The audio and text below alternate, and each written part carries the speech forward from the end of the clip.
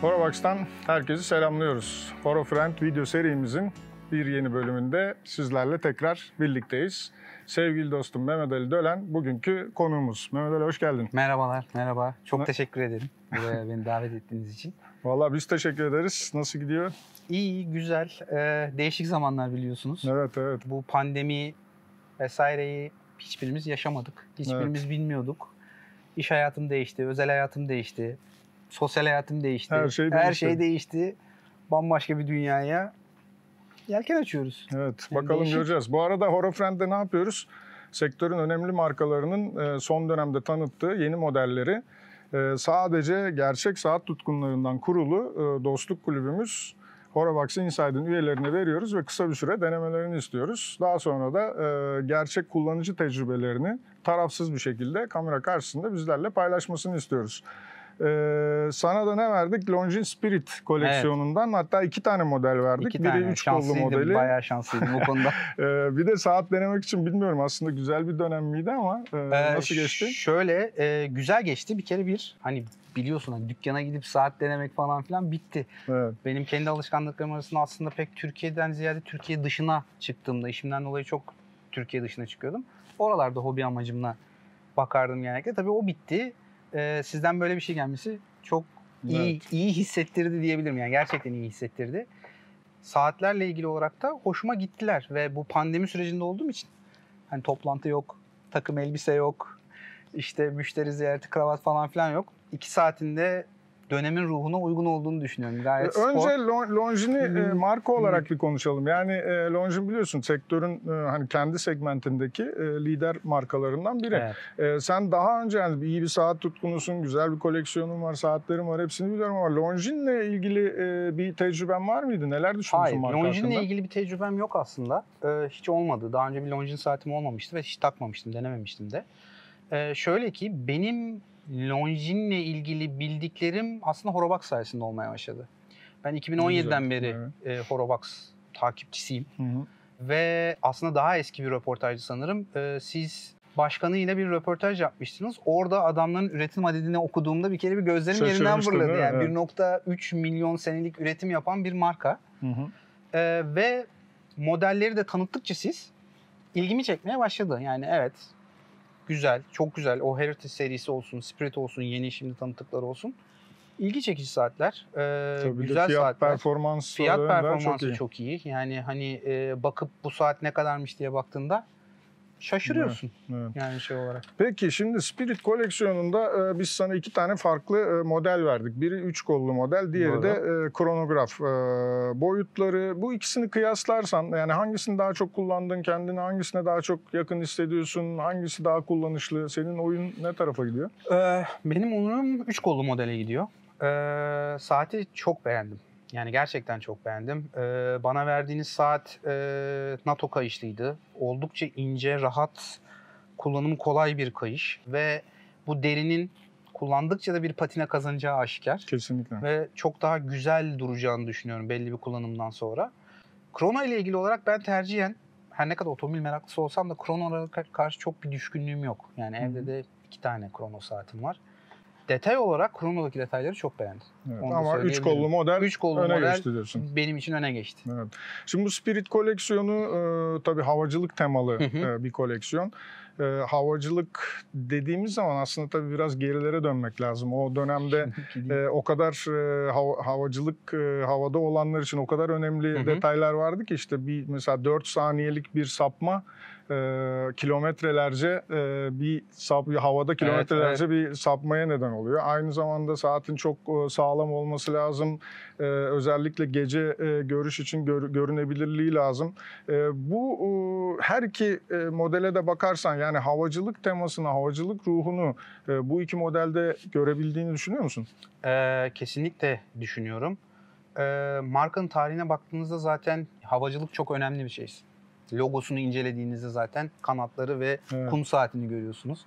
Hadi o da bir şey. Dolayısıyla havacılık Longines için önemli bir tema diyelim, model diyelim. Evet, tema. Bu saatlerde de şöyle bir şey var. Şimdi havacılık deyince akla military geliyor. İşte askeri geliyor. Askeri deyince rankingleri düşünürsünüz. Hı hı. Şimdi bu saatte de bir 5 yıldız olayı var. Evet. Baktığınız zaman direkt ben generalim diye Evet. burada Öne çıkıyor. bir öne çıkıyor ve gayet de aslında cüretkar bir durum. Şimdi havacılık saatlerinde en önemli şey ne? Okunabilirlik. Hı hı. Gerçekten de her 2 saatte oldukça iyi okunabiliyorlar. Hem güneş yansımaları yok, hem karanlıkta Evet, luminovası gayet güçlü. luminovası Hı hı. ki bildiğim kadarıyla o yeni bir malzemeymiş. Yeni kullanılmaya başlanan bir malzemeymiş. Yani sayılır. Oldukça güzel, oldukça parlak, okunaklı. Sağlamlık konusunda sağlam duruyorlar. Üretim kalitesi çok iyi duruyor saatlerin. Hı hı. Çok başarılı buldum. Şimdi Yani saatlerin tabii yazıyor. özelliklerine bakarsak bir COSC sertifikası taşıyorlar. Hı hı. Bu tabii dakiklik anlamında Çok çok önemli önemli bir şey. Bunun yanı sıra biz sana vermedik ama saati hem deri kayışla hem NATO'yla hem de bilezikle kullanabiliyorsun ve çok basit bir hamleyle hemen Kayışları değiştirebiliyorsun. Bu tabii yani havacılık anlamında çok önemli bir özellik değil ama kullanıcılar için özel bir şey. Sen peki 3 kollu modeli seçiyorum dedin ama Evet. yine de onunla ilgili de belki kritiklerin vardır ya da herhangi bir şeyi değiştirmek istesen Şöyle, nerelere ben dokunurdun? 40 milimlik modeli, 40 milimetrelik Hı hı. modeli tecrübe ettim. Evet. Bir de Tercihen 42 modeli var. evet, senin kolunda görünce çok beğendim. Benim tercihim sanırım 42 milimetre 42 olabilir olurdu. deriz. Çünkü pilot saatlerinde de aslında biraz büyüklük kötü durmuyor. Güzel duruyor. Yani Hı hı. hani biraz daha işte crown büyüyor, tepe büyüyor, numaralar şey. Raise number olayı çok güzel 2 saatte de. Hı. Kronoda daha da belli oluyor. Resmen böyle apartman gibi çıkmışlar. Çok hoşuma gitti. 42 diyeceğim 3 kolluda çok fazla bir şey yok. Yani çok beğendim dediğim gibi. 42'nin 3 Kesik biraz değil mi? evet Şeyde, biraz 40 kesik milimde yani tarih göstergesine çok yakın. Kronografa bakacak olursak push button date adjustment'ı çok beğendim. Gerçekten güzel, kullanışlı. Özellikle Evet. benim gibi birden fazla saatiniz varsa hani her gün kullanmanız gerekirse ki buna Evet. Bunda basarak 60 dakika saatlik atıyorsun. bir power reserve de var. Hı hı. O da çok güzel. Bir de şimdi tonunu çok güzel yakaladıkları mavi bir kadran var bu saatte. Şimdi date baktığın zaman orada siyah. Dikkatini çekti mi bilmiyorum ama Yani böyle işte bir evet. keşke Göze onu da- batıyor orada. evet bir göze batıyor. Yani onu da kadrana uygun yapsalardı bence çok güzel olurdu. Çünkü kırmızı ve mavi detayların arasında bir tek oranın siyah olması Ya belki bizim elden Horobox geçilebilecek. editörlerinin tamamı aslında bu kafada. Yani biz her yerde hep konuştuğumuzda bu nedense tarih penceresinin içindeki background'un, arka planın hep kadrana uyması gerektiğini düşünürüz biz ama bazı modellerde, bazı saatlerde de bunda dahil böyle değişik bir renk yapıyorlar. O da bizim gözümüze batıyor. Ama ben yine de havacılık olduğunu düşünerek 40 milimde de 42 milimde de kronografta da ben tarihi oradan direkt kaldırıp kadranın bütünlüğünü isterdim. tutabilirdim. Olabilir. Yani tabii bu benim fikrim. Özellikle hele şu 5 yıldızı buraya yerleştirdikten sonra bu tarihin burasındaki o açık tarih penceresi benim gözüme batıyor ama o da sonuçta bir komplikasyon tabii. Yani saate eklenmiş bir özellik, kötü bir şey değil. Ne kadar kullandın? Bir hafta falan değil mi? Bir hafta yakın kullandım. Peki 2 saatte. yani seni hiç zorladığı oldu mu saatin? Ya bunu çıkarayım da kenara atayım. Şöyle söyleyeyim, işte. kronograf olan biraz bileğime küçüktü ayarı. Yanında Hı. da baklası olmadığı Ya için. o bizim hani hatamız, becerememişsin. Estağfurullah. Ama ağır bir saat. Evet. Ve yüksek bir saat. Yani hani baktığınız zaman hani belki de biraz şeye kaymam nedeni, 300 modele kaymam nedeni o olabilir. Yüksek de bir saat, ağır da bir saat. Gündelik hayatımda o kadar ağır bir saati taşımak bir alışkanlık gerektirebilir. Evet. Ama bunda tabii deri kayışla Deri kayışla kullanıp biraz daha kullanıp, hafifletebiliyorsun. Ama bu da biraz daha dikkat çeksin diye, hani göz alsın Muhakkak. diye yapılmış bir model. Ama dediğim Alıyor gibi da bu biraz arada. alıyor Yani tabii, almaz ama. hani çevremden sorular aldım.